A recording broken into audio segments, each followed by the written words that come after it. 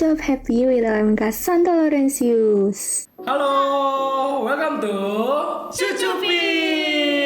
Oke, jadi di sini episode ke-12 kita tuh mau ngomongin soal cara menahan amarah dan bagaimana supaya tidak menjadi arogan saat berkomunikasi. Betul. Tapi sebelumnya kita kenalan dulu kali ya. Betul banget. Kenalan dulu, di sini ada Kenalin, nama aku Moti. aku Beta dan kita punya satu lagi tamu yang spesial banget. Kita langsung lihat ya. 1, 2, 3. Halo, Roni. Hai. Halo. Thank you banget Roni udah main Sama-sama. Cucupi episode ke-12 ya. Iya, tapi sebelum kita mulai, teman-teman, kita mau shout out dulu nih buat teman-teman yang masih belum nonton nih episode kemarin. Kita tuh ngomongin soal penyembuhan dan mukjizat dalam agama Katolik. Betul, sama Romo Rudi ya Betul kemarin itu banget. ya. Itu menarik banget, terus ceritanya juga lucu-lucu lagi di dalamnya ya Mot ya. Betul Oh, banget. jangan lupa nonton pokoknya, nanti ditulis di sini. Di sini. Situ. Ya, situ pokoknya. Nah, kalian itu bisa nonton di mana ya sih? Kalian bisa nonton di YouTube sama dan juga di Instagram kita. Mantap banget. By the way, YouTube-nya apa namanya? OMK ST Laurentius. Oke. Kalau Instagramnya @omk_st_laurentius. Betul. Untuk IG Romo apa IG Romo? Robon KAJ. Wis, Robon KAJ teman-teman. Robon Jadi Catch. jangan lupa di follow teman-teman ya. Robon Cuts Robon kan. Catch. Kalau nggak salah tuh Romo tuh ada series ya. Series apaan? Series Dinamit. Itu ada gak sih? Masih sekarang sih Oh, Dinamit? itu masih dalam proses ya. Masih ada proses ya. Masih Karena kesibukan jadi sempat terhambat ya. Tapi sekarang sudah mulai coba untuk masuk ke feed, lalu juga ya pokoknya agak variatif dikit lah, nggak hanya real doang. Oke. Oke, kita tunggu berarti ya Iya. konten-konten dinamit selanjutnya. Harus. Oke, Jangan lupa kita follow. langsung masuk nih. Boleh. Oke. Oke. Sebenarnya ini ada pertanyaan nih, ya kan ya. Tapi ini pertanyaannya bukan buat ke Romo sih sebenarnya, tapi buat kita dan mungkin buat teman-teman yang nonton. Oke. Nah, pertanyaan tuh kenapa sih berkomunitas itu menjadi sesuatu yang penting gitu? Nah, betul tuh. Benar ya? Menurut kalian tuh hidup berkomunitas itu penting atau enggak? Penting sih. Apa maksudnya penting? Apa cuma main mabar atau gimana gitu? Nah, oke. Siapa dulu? Sweet kali ya, sweet. Aduh, kalah aku. Nah, lu dulu dah. Mon. Menurut lu? Menurut aku berkomunitas itu penting dalam segi rohani, apalagi kan kita di gereja ya kan yang berkomunitasnya. Jadi aku tuh kalau personally aku tuh berkomunitas bisa membantu orang-orang tuh juga dekat gitu loh. Dekat sama Tuhan, dekat sama teman-teman yang satu visi gitu loh. Jadi bisa membantu menggolkan visi hidup lu ya gitu ya dengan berkomunitas gitu ya. Bagus. Setuju sih ya. Pasti kan kita berkomunitas, hidup di dunia ini kan pasti harus punya komunitas ya. Kayak komunitas tuh kayak apa ya? Support system lah ya. Betul. Karena kita hidup mungkin di dunia ini yang luas banget, terus kita juga entah ada pekerjaan yang lain-lain, beda-beda, ada yang masih mahasiswa, ada yang udah kerja. Terus dalam satu komunitas kita kan pasti bisa saling sharing bareng, terus udah gitu kita juga bisa punya kemampuan untuk saling menguatkan gitu lah satu sama lain dalam komunitas. Jadi menurut aku itu penting banget sih ya. Tapi kan ada juga komunitas yang toksik tau. Aduh. Betul Benar kan? sekali. Nggak salah sih Mo. Kadang tuh ada yang kayak toxic suka ada lah ya. Ada kan pasti nggak seluruhnya ideal kan pasti. Iya, kita nggak perlu sebut lah ya, jangan bahaya. Aduh. Tapi ya Romo gimana kalau menurut Romo sendiri kan kita kan banyak tuh komunitas toksik. Mungkin komunitasnya pun nggak toksik, tapi ada orang-orang di dalamnya yang toksik. Nah itu kan sering banget terjadi dong. Iya, kan? betul. Menurut Sering Romo banget. gimana cara kita buat tetap menjadi pribadi yang positif di tengah komunitas yang toksik, atau di tengah orang-orang yang toksik aja sih di dalam komunitas itu. Jadi nggak mempengaruhi keseluruhan komunitas gitu. Kalau menurut saya ya, hidup komunitas penting gitu, penting banget. Kenapa? Karena hidup komunitas itu seperti juga cermin loh bagi kita.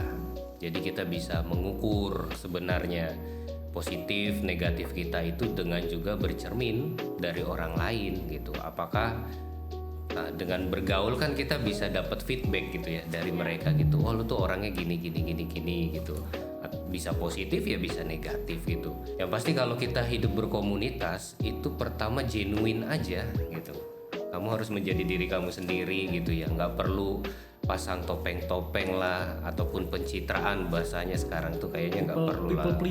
People pleaser itu istilahnya ya sekarang ya. Gue baru tahu loh itu. Artinya apa itu, sama? Jelasin, Mon. Jadi people pleaser tuh yang kayak harus, misalnya nih aku tuh mau ini ekspektasi orang gitu loh. Oh, mengikuti ekspektasi orang gitu. Jadi dia hidup berdasarkan orang lain, pandangan orang lain. Iya. Capek juga itu kayak gitu ya. Capek banget gitu. Tapi kadang orang ada yang larut ya dalam kehidupan yang seperti itu. Banyak, ya. Mikirin komentar-komentar, pandangan orang lain. Wah, itu capek banget kayak gitu. Nah, kembali ke yang tadi, menurut saya itu orang tuh ketika berkomunitas dia harus punya fondasi dulu dalam diri dia sendiri gitu. Fondasinya apa? Tentu saja fondasinya itu sebuah filter supaya dia bisa memilah-milah gitu. Apakah ini benar-benar worth it untuk diri gua atau enggak gitu? Apakah ini memang kenyataan yang sesuai dengan keadaan diri gua atau enggak? Kalau enggak ya kita harus mengatakan oh ini bukan baju yang gue pakai lah gitu, ataupun ini bukan gue banget gitu, sehingga membuat orang tuh menjadi menemukan dirinya secara utuh gitu. Dia membawakan dirinya dengan keunikannya, dengan segala talenta-talentanya, bahkan juga dengan kekurangan-kekurangannya. Menurut saya fondasi itu harus ada dulu sehingga dia nggak seperti bunglon, kemana berubah, kesini berubah, sana berubah gitu kan. Tapi punya fondasi yang orang akhirnya mengenal, oh Moti itu orangnya seperti ini, oh Beta itu punya karakter seperti itu, oh Romo Boni itu orangnya seperti ini. Saya rasa dengan seperti banyak warna begitu, hidup kita bisa menjadi jauh lebih penuh gitu ya, bisa menjadi utuh dan keunikan kita menjadi terpancar sama sekali. Gitu sih. Wah, luar biasa ya, Mon ya. Kita jadi kayak bercermin juga nih sekarang. Iya. Sebenarnya gue udah tepat belum ya di komunitas ini? Sebenarnya kalau aku beda. Apa tuh? Kalau aku mikir kayak aku selama ini ngasih topeng atau enggak sih gitu loh. Tapi buka dulu topeng. Udah jangan, nanti copyright. Jangan, nanti copyright enggak boleh. Oh nggak boleh. nanti copyright. Jangan segitu aja. Tapi dari Romo ngomong itu aku juga mikir kayak selama ini tuh kayak aku tuh aku pakai topeng nggak sih gitu. Pakai topeng nggak, Mon? Kalau aku sih kalau ketemu kayak teman-teman di komunitas gitu ya kan aku orang extrovert banget kan ya. Aku kok extrovert banget, jadi yang tipe orang yang ya udah happy aja, senyum aja gitu loh. Jadi Tapi diri sendiri ya.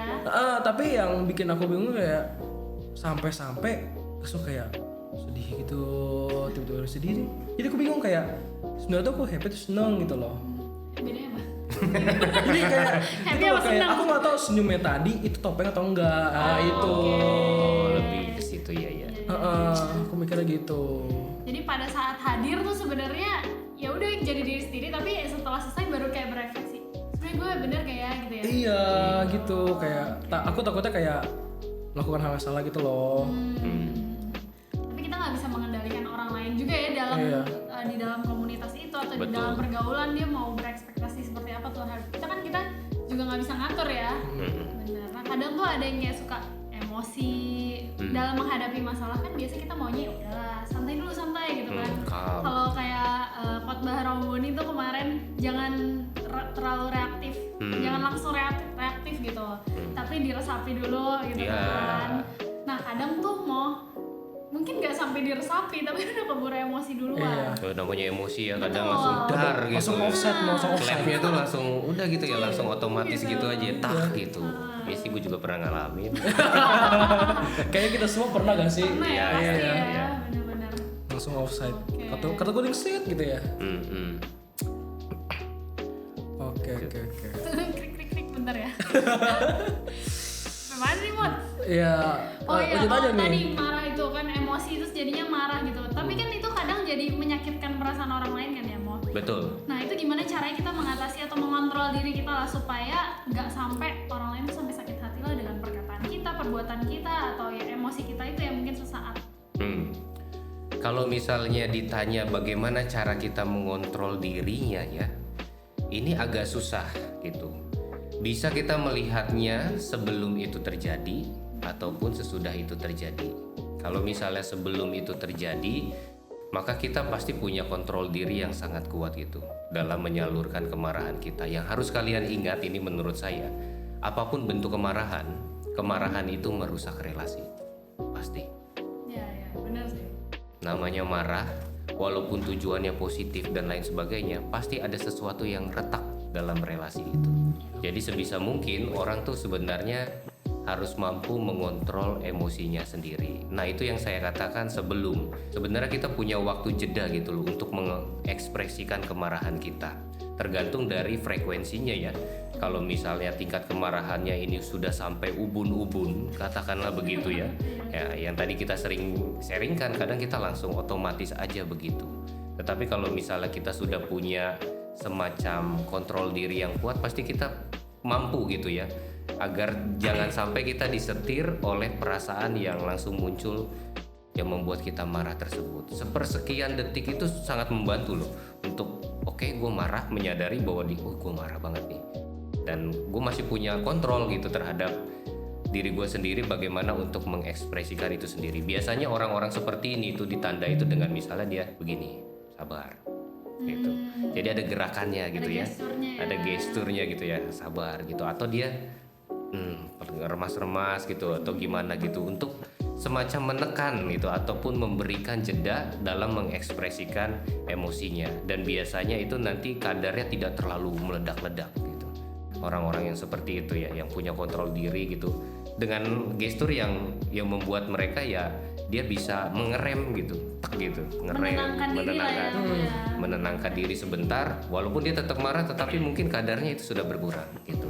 Nah kalau sudah terjadi marah, itu artinya sudah terucap ataupun sudah termanifestasikan gitu ya, sudah terjadi, maka yang harus kita lakukan pertama, kita perlu bertanya, kita harus menemukan akar sebenarnya kita marah tuh karena apa.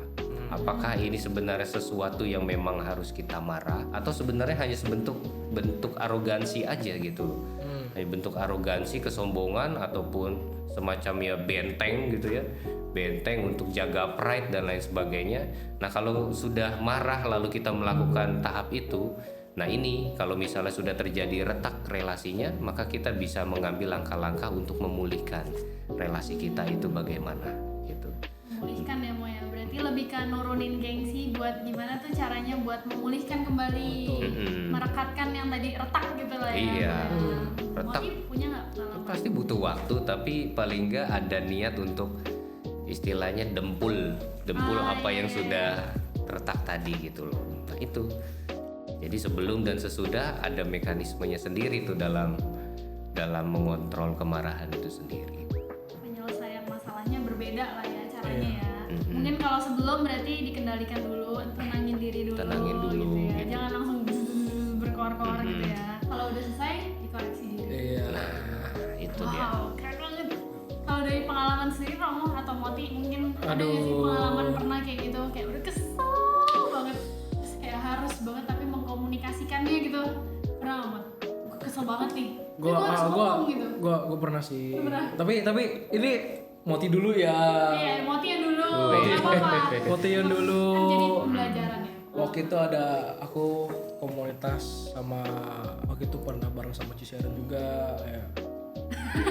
Langsung nyari Cisyaran juga kan ya. Terus ternyata salah satu dari anggota komunitas itu kayak orangnya gimana ya, kayak batu lah. batu. Ya Susah dibilangin lah ya, keras kepala kan ya. Ya kesel aja gitu loh, kesel aja kayak mau kasih masukan tapi di reject mulu ya kan ya. Terus tipe orang kayak tolong dong dengerin dong ya kan ya. Ya pada saat itu kan ya masih muda, masih egoisnya masih tinggi, langsung keluar kan ya. Tapi dari semenjak itu aku nggak, dari pengalaman itu ya, gara-gara aku udah kesel banget, aku nggak berusaha perbaikin tuh, aku nggak mau. Jadi membiarkan keretakan itu tetap terjadi. Nah Sulit. Nah Nah kalau udah lama mau gimana caranya? Udah lama nggak? Iya, Oh, kan kayak dari semenjak itu kan aku mikir kayak daripada di sini dulu, kayaknya nggak worth it aku di sini gitu. Mendingan aku cari yang lain. Aku memperbaikin diri aku sendirinya pakai gitu gitu. Mencari yang lain yang menurut aku lebih nyaman gitu loh, komunitasnya lebih oke. Apakah ini sebuah pelarian? Waduh, jangan dibilang Ci. Enggak. Sorry Ci, aku ya udah ngomongnya dengan kata-kata yang indah gitu ya. Aduh, bete dah. Ya berarti tindakan aku barusan menyakiti Moti banget. Berarti ini offside tadi offside. Ini dengan segala kerendahan hati, mohon maaf ya Mot ya.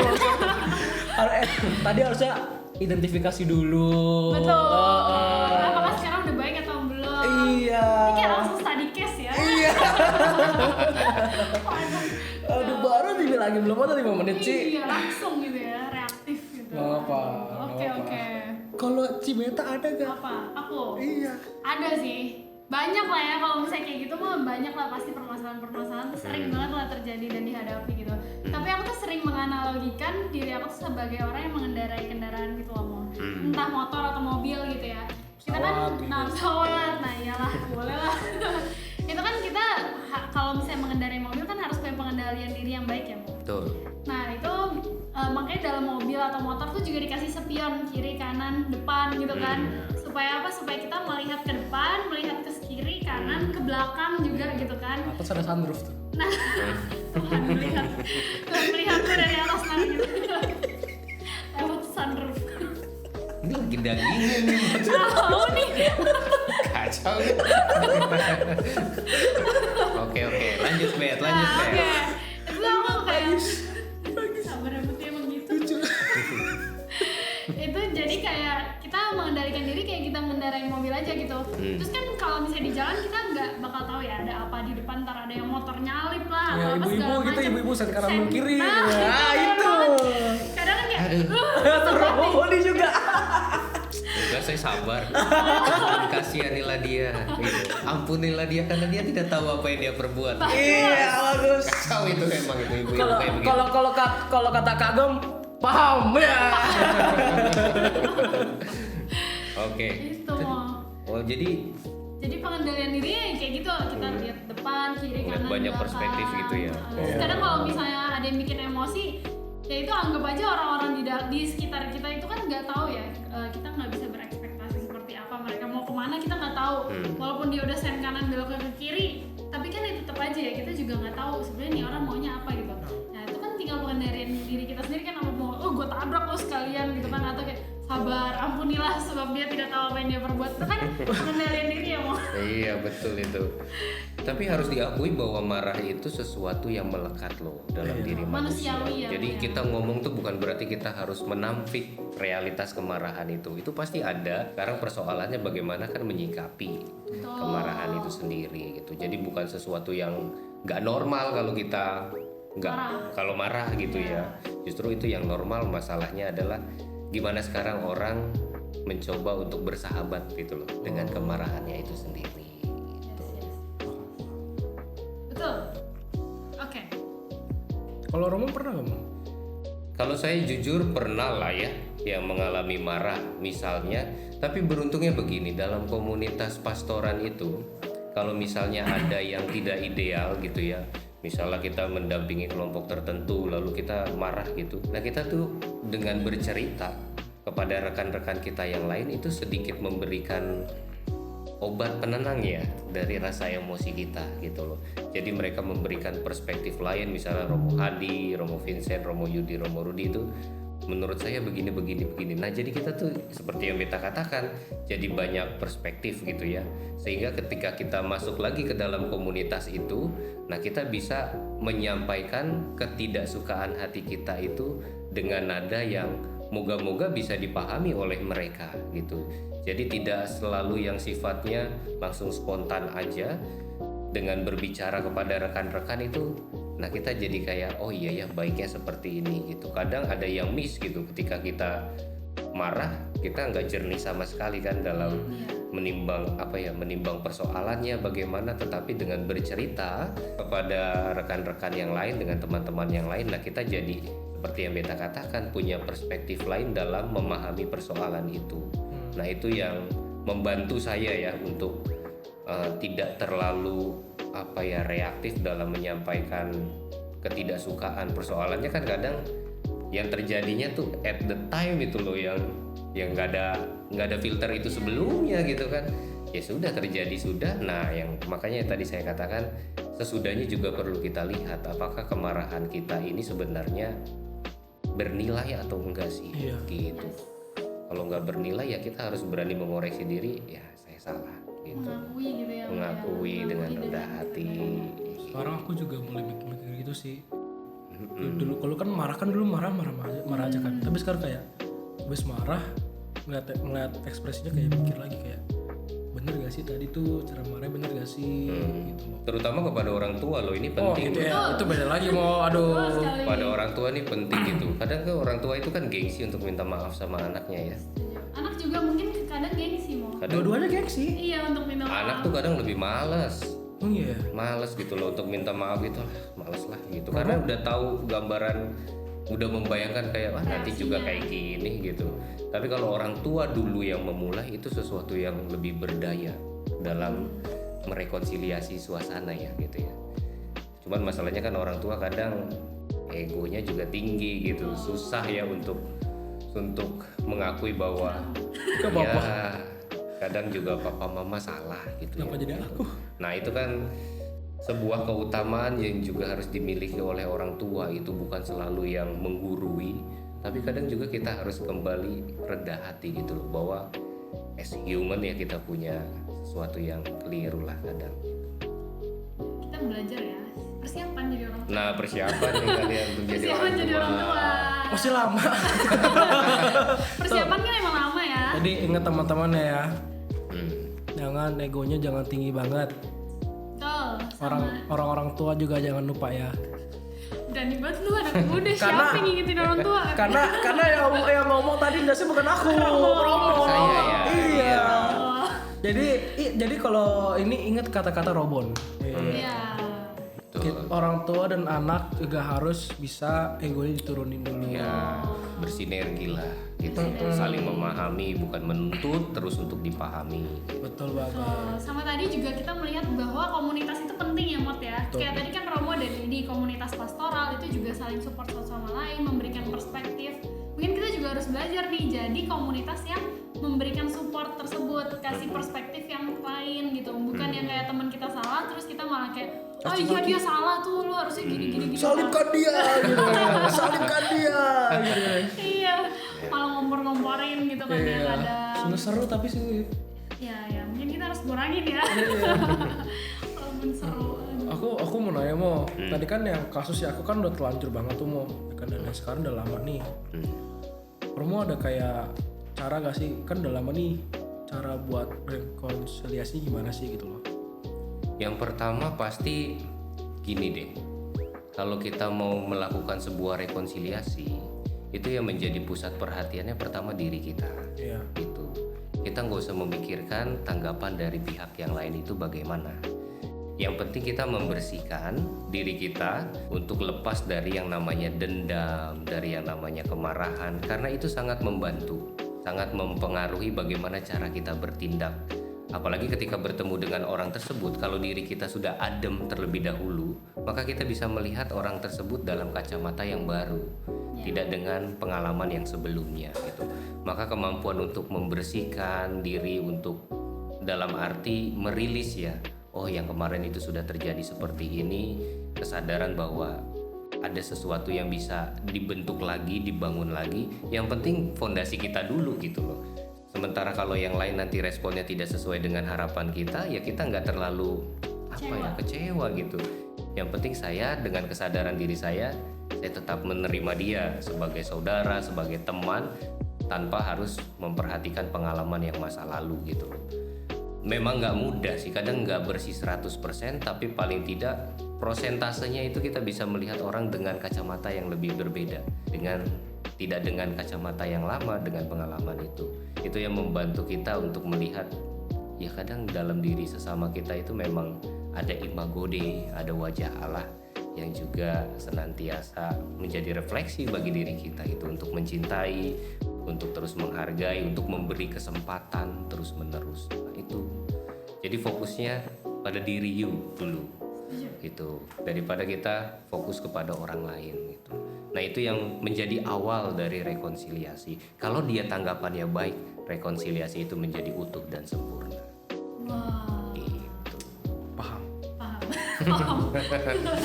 Kita nggak bisa ngubah orang lain ya Mo ya. Yang Betul. bisa kita ubah adalah diri kita dan ya udah perspektif kita terhadap Perspektif kita. sesuatu itu. Betul. Wow, tadi itu kacamata iman berarti ya Mo. Kacamata. Kasih, Iya. mengasihi, mengampuni dan memberi kesempatan. Sabar dan terutama sabar, lemah lembut. Sabar ya. Semua tuh kasih sukacita. Nyanyiin. Oke, btw ini wangi ya. Di Aku depan kita dari nih. tadi berarti kayak gila aku nih. Apa ini sebenarnya? Ini namanya croissant. Kosong. Croissant. Ini dari sponsor kita mau. Ya. Dari Miss Bakery mau. Maisi Bakery. Maisi. Maisi Ntar kita taruh Bakery. sini. Iya, jadi masih Bakery taruh sini nih. Ting. Iya. Ya, sama isi bakery. Ini boleh kita coba. Boleh, Boleh. Romo, ini Romo- ada rasa Romo yang mana? coklat, strawberry Saya sama yang almond. coklat aja ya. Boleh, silakan Oke, Romo. saya dari coba dulu. nih yang coklat Nah, nih. ini Messi Bakery itu yang punya anak OMK juga ya. Betul sekali. Oh ini yang merintis anak OMK. Anak OMK, Ah. benar. Luar Masih biasa. muda banget. Ambil sih. Iya, siap-siap. Ini bisa jadi salah satu sarana juga ya buat minta maaf. Iya, Buat rekonsiliasi gitu ya. Betul. Bawain kue dulu biasa kan. Iya. Wah, gitu. Itu kalau marahannya sama ayang biasanya. Iya. Agak ke Kalau receiving gift ya. kalau ketemuan terlalu enak kayaknya. Terlalu wow, ini gimana nih? Aku angkat nih piringnya. Silakan. Yeay, piring. Boleh. Gimana Mot? Itu rasa apa? Almond ya? Ini almond sama ada powder. Gula. Gula. Iya jatuh. Nah, jatuh. Aduh, minum kali guys. Kenapa, Mo? Kenapa, Request. Mo? Enak banget. Itu coklat ya Mo ya? Coklat. Iya. Wow, aku coba yang strawberry, lucu banget bentuknya. Jadi teman-teman yang mau ngelihat IG-nya, nanti kita ada taruh di atas ini. Nah, taruh atas itu. Oke. Wah, Romo dapet es jeruk. Iya, kita sebagai hostnya nggak dapat nih kayak ini. Gak apa-apa, ini soalnya jualan OMK juga ya guys. Jeruk. Jeruk. Minumlah dari cawan yang sama. Ini satu untuk bertiga. Puji Tuhan, Romo masih mengingat kita ya. Oke. Gak apa-apa, makan aja dulu. Ini perlu di Ini perlu. Ya, sampai luber-luber ke mulut. Enak banget guys, enak banget. Tapi ini bener enak banget. Ini Messi Bakery juga aku pernah undang buat jadi salah satu tenan Wow, di kampus. di kampus. Wah, emang ini enak banget sih, dan kalau misalnya pas lagi jadi tenan gitu di kampus, habisnya cepet banget kan. Maisi Bakery dia kayak buka but dimanapun selalu habis cepet banget loh, karena seenak itu. Terus gede juga kan dia, nggak kayak kosong. Ini gede banget. Tapi ada yang versi mini juga. Hmm. Kayaknya episode pertama atau kedua kita deh. Iya, kita pakai Maisi Bakery juga. Gitu. Oke, kita lanjut atau? Personally aku suka yang original mereka. Original, yang butter berarti. Oh. Enak Tapi banget. ini lagi ada ya? Ya, nggak apa-apa. Jangan lupa. Enak dulu kok. Betul.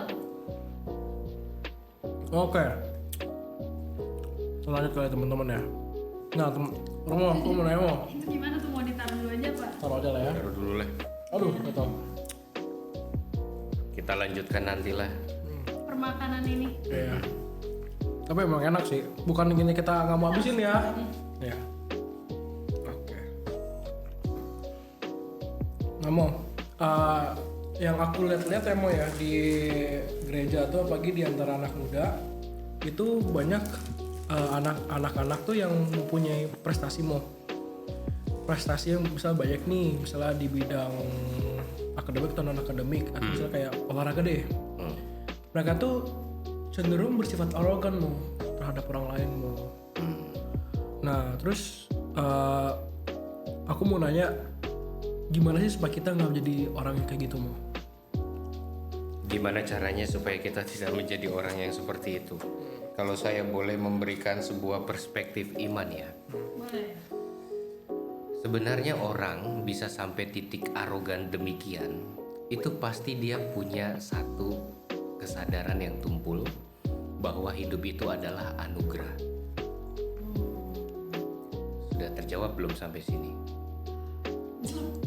Ya, kalau seandainya dia menyadari betul bahwa apa yang dia lakukan di dunia ini, prestasinya, pencapaian-pencapaiannya, itu merupakan anugerah yang diberikan Tuhan, pasti itu orang itu tidak akan sampai titik arogan. Tapi sebaliknya, kalau orang tersebut merasa bahwa itu adalah usaha dia personal, bahwa itu merupakan sebuah yang tidak given berinya, tapi dia dapatkan, dia cari terus menerus, maka ya tidak heran kalau dia bisa arogan dengan seperti itu.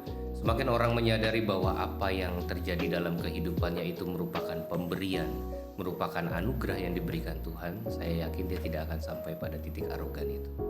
Tapi sebaliknya, kalau orang tidak menyadari bahwa itu adalah bentuk pemberian dan belas kasih Tuhan, yang dimana dia hanya dipakai untuk menunjukkan kemuliaan Tuhan itu, ya seperti tadi jadi. Itu perspektif iman. Maka yang orang harus menyadari betul bahwa hidup ini adalah anugerah dari Tuhan. Kalau dia menyadari, maka dia akan mengisinya dengan bertanggung jawab. Dan kalau dia berhasil mengisinya dengan sesuatu yang baik, dia akan kembalikan itu sebagai ucapan syukur bahwa dia boleh dipakai sebagai sarana untuk memuliakan Tuhan dengan talenta-talentanya. Wow, berarti memang apapun yang kita kerjakan dalam dunia ini adalah pekerjaan Tuhan untuk dunia ini gitu ya, tapi melalui kita sebagai anak-anaknya gitu ya. Jadi apapun yang dia lakukan itu adalah anugerah dari Tuhan. Apapun yang kita lakukan juga adalah anugerah dari Tuhan. Oke, mungkin gini Mo, kita kan namanya OMK tuh dinamikanya luar biasa ya Mo ya. Ya kalau misalnya kita banyak kegiatan di gereja tuh banyak gitu kan, di komunitas-komunitas juga banyak gitu. Nah, tapi seringkali kita punya prioritas lain pasti dong ya Mo, kayak pekerjaan atau perkuliahan gitu ya Mo. Gimana sih cara kita tuh mengatur prioritas kita berdasarkan ya yang mana yang utama sebenarnya, apakah komunitas dalam gereja atau misalnya kita bekerja, atau gimana cuman kita mengatur waktunya aja sih biar semua tuh seimbang gitu. Nah, di sini kalian perlu pisau yang namanya tuh discernment. Discernment. Pisau. Oke. Tahu ya, discernment itu semacam kayak pembedaan ya. Kalian bisa mengukur secara pribadi mana sih yang sebenarnya menjadi prioritasku betul-betul. Dan kalau memang itu sudah menjadi prioritasku betul-betul, pasti dia akan mencari cara bagaimana mengkomunikasikannya kepada komunitas-komunitas lain di mana dia bergabung di dalamnya. Misalnya, saya sudah bergabung di komunitas E. Oh, saya lagi fokus nih dengan di sini. Sementara yang di komunitas B selalu meminta bantuan dari saya. Nah, kalau kita sungguh-sungguh menyadari betul bahwa pilihan kita itu sudah benar-benar jernih, pasti kita mampu mengkomunikasikannya dengan baik kepada orang ataupun komunitas lain di mana kita bergabung di situ. Cara penyampaian kita juga itu menentukan gitu. Kalau misalnya itu sama sekali sifatnya apa ya, untuk gue aja, pasti orang juga akan ngerasa nih lu egois banget gitu. Tetapi kalau orang diberikan pemahaman, saya minta waktu ya sampai tanggal sekian saya mau fokus dulu nih, atau setahun atau 2 tahun saya mau fokus untuk mengerjakan skripsi dulu gitu, saya vakum dulu boleh ya, sehingga orang lain juga bisa mengantisipasi, tidak bisa mengandalkan kita secara seluruh gitu. Oh iya, teman kita lagi punya prioritas ini nih, gimana caranya supaya yang keduanya itu tetap bisa berjalan, tetap bisa seimbang. Kalau menurut saya seperti itu. Sama kan para Romo juga banyak aktivitasnya begitu. Bagaimana dia harus, wah saya nggak bisa nih untuk melayani di tempat ini gitu, karena sudah menyanggupi yang lain.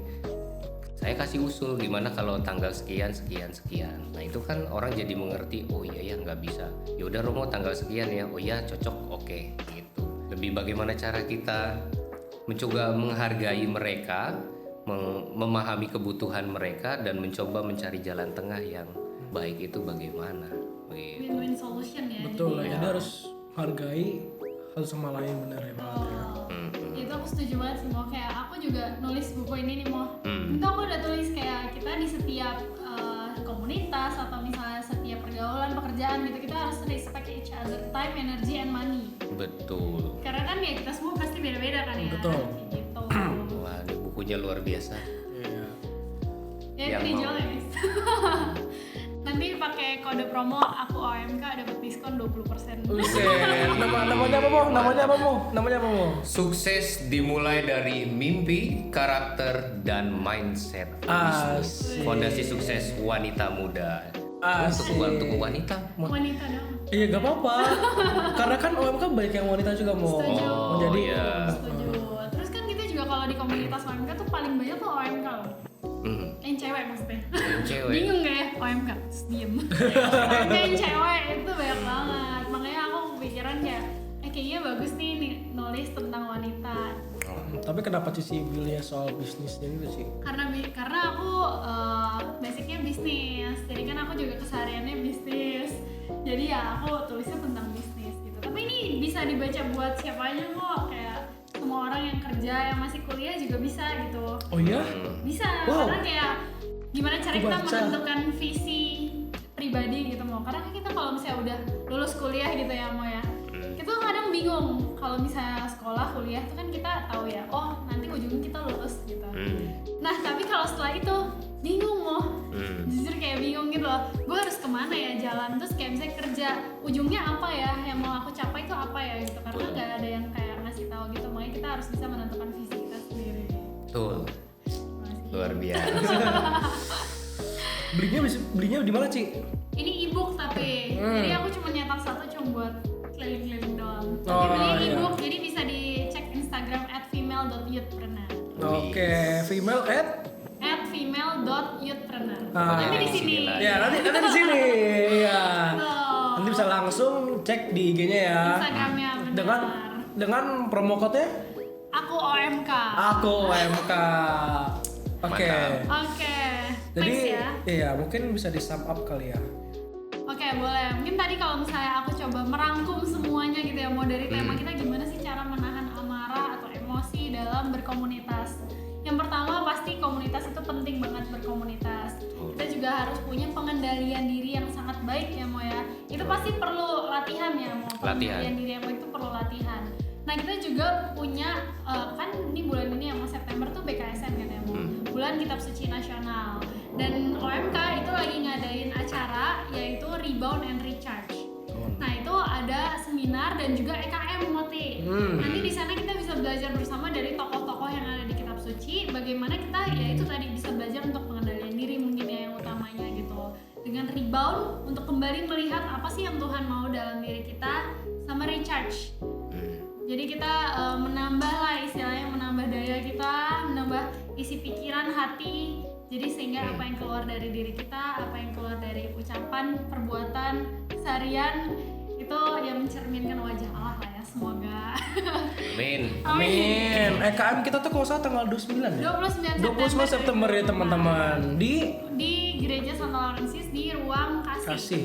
Dan itu Ruang Sukacita guys. Sukacita. Maaf Di banget. Sukacita. Kalau ruang kasih nggak cukup. Oh, di Betul, Sukacita. karena kita Sukacita. bakal ada ratusan OMK dari seluruh Dekanat Tangerang 2. Yes, Ratusan. betul banget. Ratusan. Nah, Jadi teman-teman yang mau datang langsung datang aja. yes, setuju. Daftar. Nanti kita kasih posternya di sini. Posternya di sini. Sini ntar semua. Pokoknya di sini. Pokoknya sini lah pokoknya. Ya. Heeh. Oke teman-teman, jadi itu buat episode hari ini.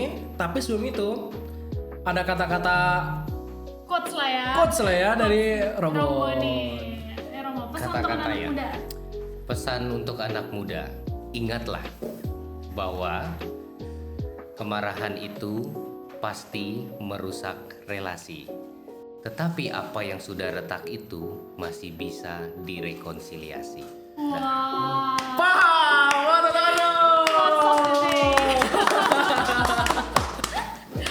Ada quotes lagi yang Romo nih biasa ucapin. Apa tuh? Ingat, Tuhan sayang padamu dan jangan lupa berdoa hari ini. Asik. Aku kan diem aja kan aku pura-pura nggak tahu. Aku pura-pura nggak tahu. Oke. Oke, Oke. thank you banget Romo Boni sudah hadir di Cucupi Thank you. episode kali ini. Jangan lupa nanti nonton Cucupi next episode ya. Betul karena banget. next episode akan ada episode yang menarik banget karena itu adalah hari ulang tahun Cucupi. Oke, see you di Cucupi selanjutnya. IG dan YouTube kita. Oke. Dadah semua. Bye.